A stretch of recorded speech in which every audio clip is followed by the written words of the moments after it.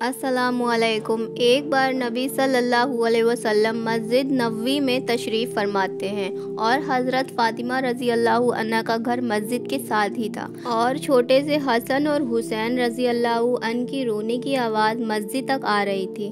तो नबी सल्लल्लाहु अलैहि वसल्लम ने जब रोने की आवाज़ सुनी तो आपकी आंखों में आंसू आ गए और आप बेचैन हो गए और आप बीबी फ़ातिमा के घर की तरफ चल दिए और हज़रत फ़ातिमा अपने घर में बैठी हुई थी और नबी सल्लल्लाहु अलैहि वसल्लम ने दरवाजे पे खड़े होकर फरमाया, ए बेटी फ़ातिमा, मैं आपके घर के अंदर आना चाहता हूँ। तो अंदर से आवाज़ आई तो नबी सल्लल्लाहु अलैहि वसल्लम ने अपनी चादर घर के अंदर फेंक दी और उसके बाद आप अंदर तशरीफ़ ले गए और पूछा, बेटी क्या बात है।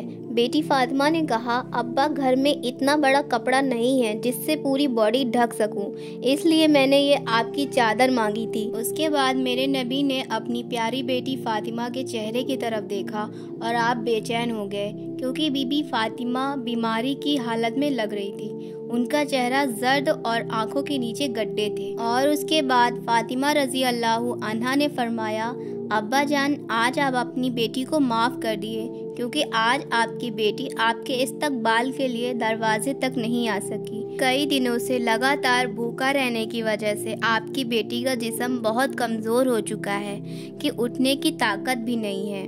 तो ये सुनने के बाद हज़रत मोहम्मद सल्लल्लाहु अलैहि वसल्लम की आंखों में आंसू आ गए। फिर बीबी फ़ातिमा ने फरमाया, आप हुक्म फरमाइए। फिर नबी ने फरमाया, मैं मस्जिद में था, मस्जिद के अंदर बार बार हसन और हुसैन की रोने की आवाज़ आ रही थी। हसन और हुसैन की आवाज़ ने मुझे बेचैन कर दिया, इसलिए मैं तुम्हारे घर आ गया। ऐ फ़ातिमा, हसन और हुसैन क्यों रो रहे हैं। हज़रत फ़ातिमा ने फरमाया, अब्बा जान 2 दिन से कुछ नहीं खाया है।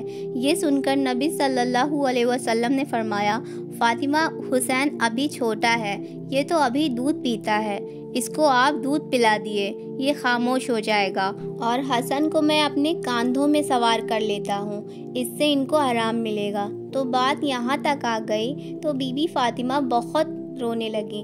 तो अल्लाह के रसूल ने फरमाया, ए फ़ातिमा, क्यों रो रही हो। तो बीबी फ़ातिमा ने फरमाया, अब्बा, फाकों की वजह से दूध भी खुश्क हो चुका है, मैं हुसैन को दूध कैसे पिलाऊं। तो नबी ने अपनी बेटी से ये सुना तो हुसैन को अपनी गोद में उठा लिया और अपनी मुबारक ज़ुबान को हुसैन को चुसाना शुरू कर दिया। जैसे ही नबी सल्लल्लाहु अलैहि वसल्लम की मुबारक ज़ुबान हुसैन ने चूसना शुरू किया, उनको आराम मिल गया। उसके बाद नबी ने अपने नवासे हसन को अपने कंधे पर उठा लिया और अपने कंधे पर सवार कर लिया। कुछ देर में उनको भी आराम मिला। इतने में मस्जिद नबवी से अजान की आवाज़ आने लगी।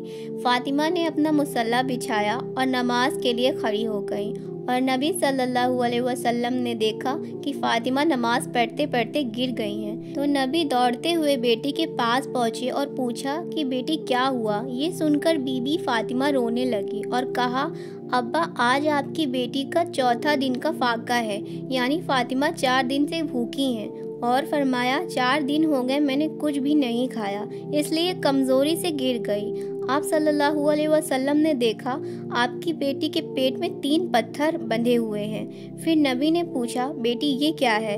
बेटी फ़ातिमा ने फरमाया, आज आपकी बेटी का 4था दिन का फाका है। ये सुन के नबी ने फरमाया, बेटी अपना मुसल्ला उठाओ। तो देखा नीचे सोने का ढेर लगा हुआ है और फरमाया, बेटी जितना चाहे उठा लो, लेकिन क़यामत के दिन इसका हिसाब देना होगा।